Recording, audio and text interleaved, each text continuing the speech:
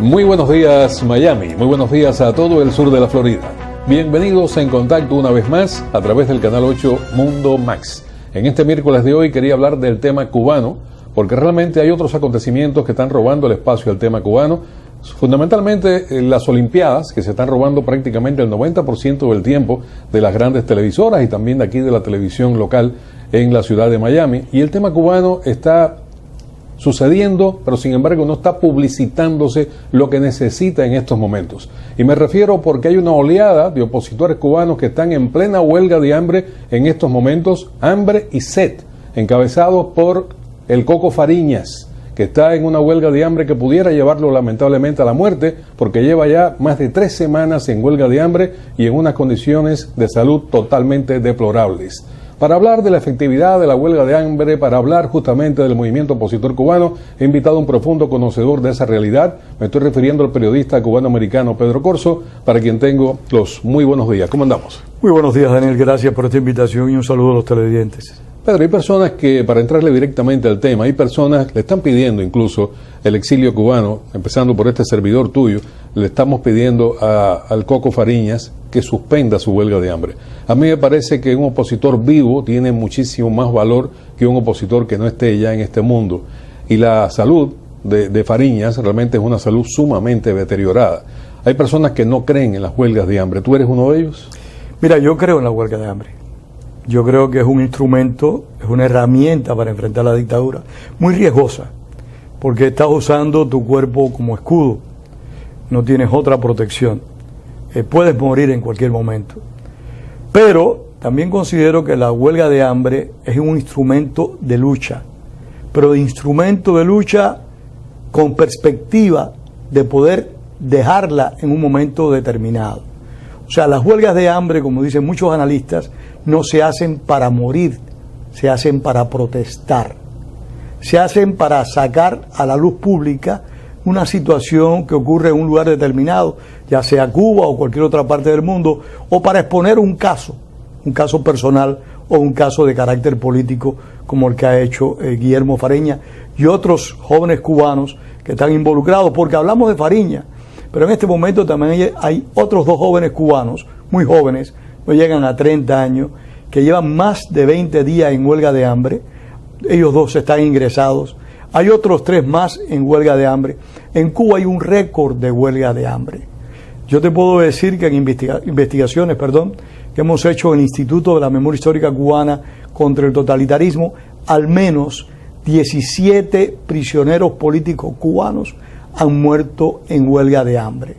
O sea, los más emblemáticos han sido Pedro Luis Boitel y Orlando Zapata Tamayo, que murieron prácticamente con 40 años de diferencia el uno del otro, porque la huelga de hambre, te repito, ha sido un recurso final, al cual los presos políticos y también activistas pro democracia en Cuba han recurrido con frecuencia. Por eso es que se afirma, aunque hay una lista de 13 nombres, de 13 personas que han muerto en huelga de hambre, se afirma que hay muchos más. Hay 4 que se tienen conocimiento, pero no se ha podido confirmar si murieron por asistencia médica, por falta de asistencia médica o por huelga de hambre. Pero yo creo que es una buena herramienta, que es un buen instrumento, siempre que tú lo hagas con un fin de protestar, no con el objetivo de morir. Porque lo que tú decías hace un rato es muy importante. Un activista vivo, un opositor vivo, consciente y con la capacidad total de sus facultades, es más importante que un activista muerto, que realmente lo único que pasa es el largo y vasto martirologio del pueblo cubano y su lucha por la libertad. Tú sabes el desprecio que siente el régimen castrista, lo conoces en tu propia sangre, en tu propio cuerpo, el desprecio que siente por los opositores y por los que no están a su lado. Y realmente no les interesa para nada la vida de nadie que no esté dentro de lo que ellos llaman la revolución. Pero Daniel, me perdona si te interrumpo, porque es un tema que me apasiona. Adelante. Es cierto que el gobierno cubano desprecia la vida, lo desprecia todo, salvo aquello que no sea de su fundamental interés. Pero más allá de eso, hay un número de hombres y mujeres que a través de estas largas décadas de dictadura han estado más allá de lo que pueda ser, lo que pueda llevar a un objetivo o no llevar, cumplen con su deber. Y es muy importante que las personas cumplen con lo que crean que es su deber. Ellos creen que al ir a una huelga de hambre o al oponerse al gobierno en una manifestación, en una protesta o en los años pasados yendo a las montañas o luchando en un movimiento clandestino, están cumpliendo con su deber. El camino del deber siempre es el más difícil. Y estas personas han sabido escogerlo más allá de lo que piensa el gobierno cubano. Y yo creo en los hombres y mujeres que durante todos estos años han hecho este esfuerzo. Hombres muy jóvenes, yo te pongo un ejemplo, y sé que estoy hablando más de la cuenta, estoy consciente de eso. Te pongo un ejemplo, por ejemplo, Armando Sosa Fortuny es un hombre que lleva casi 40 años presos en 2 etapas. Desembarcó en Cuba en el año 60, octubre, en Nava. Estuvo 18 años en prisión. Salió para Estados Unidos en el 94, regresó a Estados Unidos. Regresó a Cuba con las armas en la mano de nuevo. Lleva desde el 94 hasta el 2016 preso, con graves problemas de salud. Lleva 40 años preso. Cuando Armando Sosa Fortuny cayó preso la primera vez, tenía 18 años.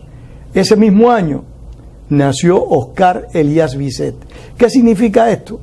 De que aunque no te conozcan, aunque las personas no lleguen al conocimiento de tu acción, de tu actividad, y aún no compartiendo la estrategia que tú estás realizando, esa huella se trasciende y se transmite.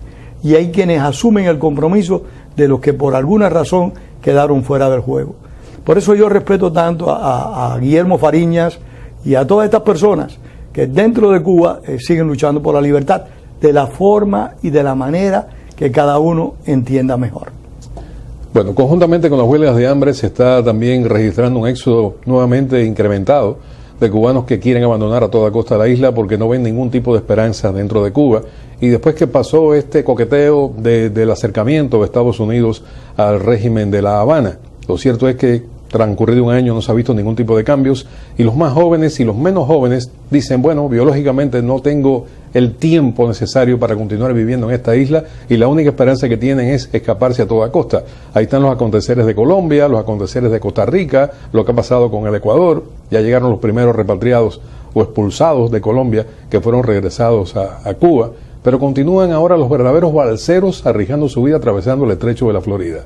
Hay un éxodo impresionante. Se dice que en lo que va de año, de acuerdo con las estadísticas, que casi que han entrado en este país 50.000 cubanos. Más que el año pasado. Más que el año pasado. En lo que va de fecha, en lo que estamos ahora empezando el mes de agosto. Bueno, pues ya hay 50.000 cubanos que este año se han escapado de Cuba.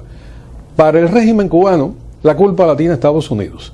Para el régimen cubano, la culpa la tiene incluso ahora el presidente Barack Obama. Hay un cable de la agencia EFE que quisiera leerte solamente el link de la información para que tú veas cómo es el punto de vista, cómo se interpreta por parte de la nomenclatura lo que está ocurriendo.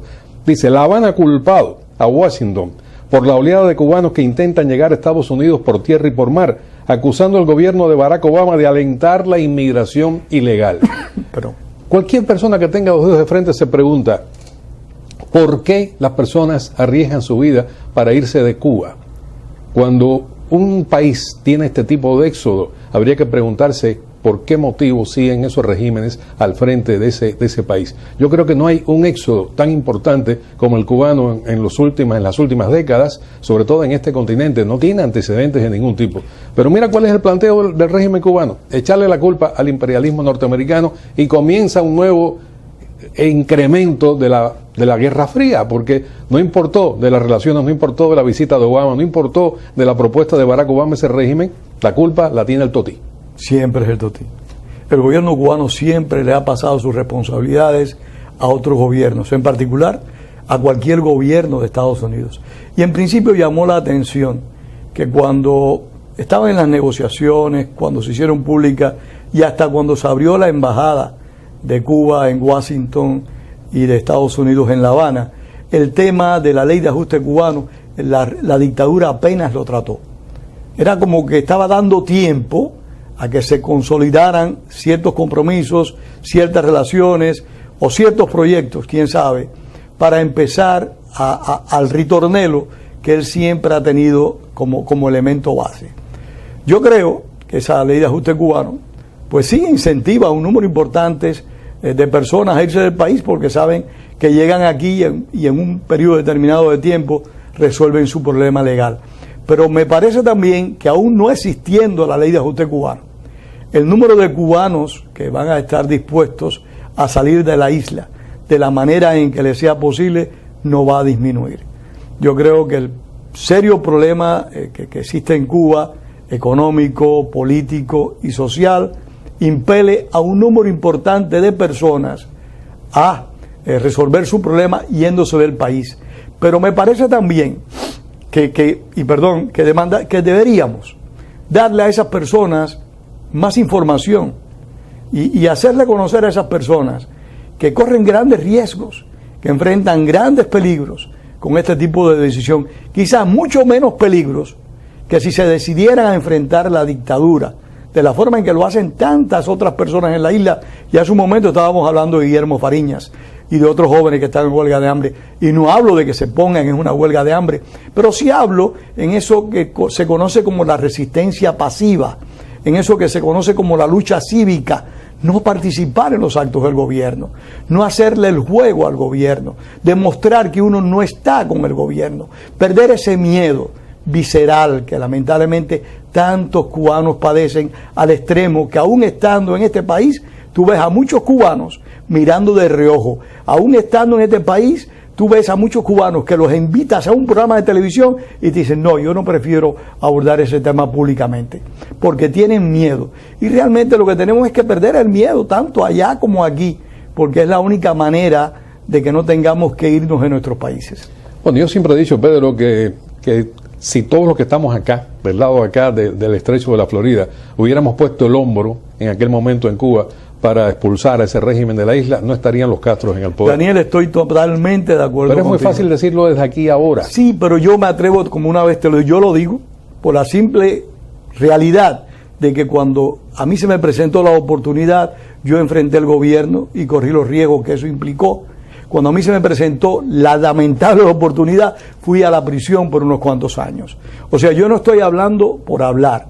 Yo simplemente digo de que yo en vez de ir a pasarme dificultades en una selva, atravesar la selva del Darién, con las dificultades, las miserias y los riesgos, atravesar el océano, el mar Caribe, cruzando una balsa, con los tiburones y trayendo a mis hijos, te lo confieso de todo corazón, prefiero enfrentar la dictadura, lo prefiero. Será muy fácil decirlo de aquí, pero bueno, yo lo voy a decir, porque lo que nosotros no podemos, desde mi perspectiva, es seguir considerando de que los cubanos somos víctimas siempre de la dictadura. Nosotros podemos enfrentar la dictadura, lo podemos hacer. Se hizo con la de Batista y lo hacen diferentes personas en diferentes lugares del mundo con dictaduras tan crudas y tan rudas como la castrista. El problema es que el ser humano como tal, todavía tenemos todos un egoísmo interno. Por supuesto. Y queremos resolver nuestros problemas, los de nosotros. Todos, tú, yo, todos. Pero sin llevarle los problemas a los demás. Porque si a ti se te aparecen aquí ahora 20 personas de apellido Torres para ir a vivir a tu casa, ellos quieren resolver su problema, pero te trae a ti un señor problema. Hay que pensar en eso también. Me sonrío porque eso ha ocurrido. Bueno, ¿y no te traen problemas? Por supuesto Entonces, que sí. El problema es que yo no debo ir a una casa donde no me han invitado. Ese es mi punto de vista. Si usted quiere irse de Cuba, tiene todo su derecho, busque su visa, busque la manera de salir. Pero no exporte, y esta es mi manera de ver la situación, yo sé que esto no es políticamente correcto, pero a mi edad ya uno puede darse el lujo de decir lo que piensa.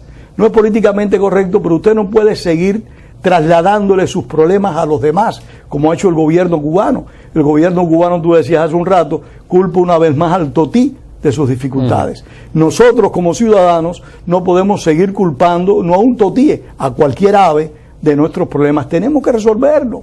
No podemos seguir exportando nuestros problemas. Acabemos de resolverlo. Si usted resuelve una visa, mire, bienvenido, es su problema, usted asume una nueva forma de vida, pero arriesgar su vida y la de sus hijos, que es todavía mucho más delicado y peligroso, enfrentando una travesía en el mar o metiéndose en una selva, amigo mío, podrá el que me esté escuchando ponerse bravo, yo les pido disculpas, pero esa es mi manera de pensar. No, indiscutiblemente tienes toda la razón cuando dices eso, hay un nivel de irresponsabilidad absoluta, y yo diría que más que irresponsabilidad, desconocimiento Hay personas incluso en Cuba que lo que desean a toda costa es llegar a Estados Unidos porque piensan que el maná le va a caer del cielo. Y cuando llegan acá y se tropiezan con la durísima realidad, porque el exilio es una coyuntura tremenda. El exilio no, la emigración. La inmigración. La mayor parte de esas personas lamentablemente no son exiliadas. Bueno, en parte sí y en parte no. Bueno, el motivo económico, la situación política en Cuba lleva a una situación económica cruda y muy dura. Pero la vida exiliada de esas personas, de muchos de ellos no existe, porque vienen aquí, como tú bien decías, y tienen todo el derecho del mundo a resolver su problema. A resolver su problema.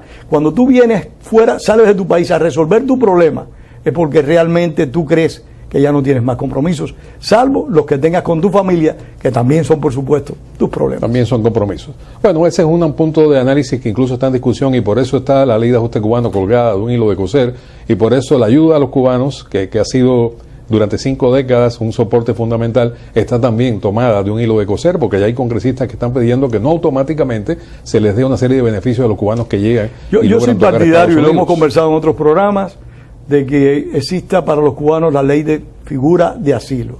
Aquellos que tienen realmente el derecho a pedir asilo porque son perseguidos políticos, como sucede con cualquier otro país, como acontece con cualquier otro país. Que exista la ley, el que se pueda beneficiar, que se beneficie, pero realmente me parece que debe existir también la figura de asilo político para aquellos que son combatientes, luchadores por la democracia en el país y que no pueden seguir luchando. Ahora, de lo que estoy convencido, Pedro, para terminar este diálogo contigo, es que es un infierno vivir en Cuba y que el único culpable de lo que está ocurriendo en Cuba es el régimen castrista. No es ni los Estados Unidos, ni el presidente Barack Obama, ni son los cubanos que estamos acá, ni es el pueblo cubano. En eso estamos de acuerdo. Sencillamente, muerto el perro, se acabó la rabia. Si mueren estos señores y todos los moncadistas y esa nomenclatura que ya ha llevado al desastre nacional en Cuba, yo creo que Cuba pudiera volver a renacer. Yo no tengo duda de que va a renacer, que va a costar mucho trabajo, que va a demandar mucho esfuerzo, que va a demandar en cierta medida, una palabra castrista, pero que es válida, en mi opinión, en este aspecto, cierta reeducación social. Y lo tenemos con lo que conversamos la semana pasada, de por qué los franceses estaban contratando a obreros hindúes para trabajar en Cuba. El peor daño que le ha hecho el castrismo a Cuba ha sido la mentalidad del cubano. Por eso. Estoy convencido de eso. Aquí hay muchos que creen que pasarán décadas para que eso cambie. Aquí hay muchos que llegan y que lamentablemente se creen con todos los derechos sin haber aportado absolutamente nada. Yo he tenido esas discusiones. Exigen acá lo que no exigieron allá. Yo las tuve en el hogar de tránsito de Cayo Hueso porque yo trabajé en eso. Junto con el señor Arturo Cobo y Rafael Cabeza, que en paz descanse, Roberto Jiménez y muchos más. Y yo tuve la experiencia triste y dolorosa de personas que me decían, a mí me toca. A mí me tocan tantas cosas. No, a ti no te toca. No, a ti te toca lo que tú trabajas. No, vivir en Estados Unidos es un privilegio que nos está dando los Estados Unidos, porque realmente aquí nosotros somos unos invitados. Por supuesto. Nos están dando un espacio, pero ellos no tienen ningún deber de hacerlo. Cualquier país donde uno llegue que no sea en el que uno nació, es un privilegio estar en él. Seguro que sí. Yo estoy muy agradecido a Venezuela porque me recibió. Muy agradecido. Y muy agradecido a Estados Unidos porque me recibió en este país. Y hay que tener ese concepto. A veces pero a la vez estoy desesperado por regresar a mi país, aunque sea para echar el último suspiro, y estoy dispuesto, y lo he demostrado durante todos estos años, de aportar en la medida de lo posible lo que se pueda para estar y denunciar lo que acontece en Cuba. Te agradezco muchísimo, Pedro, por haber estado con Daniel. nosotros en la mañana de hoy. Nos hemos extendido en el tema, pero creo que valió la pena. Yo creo que sí. Gracias a ti.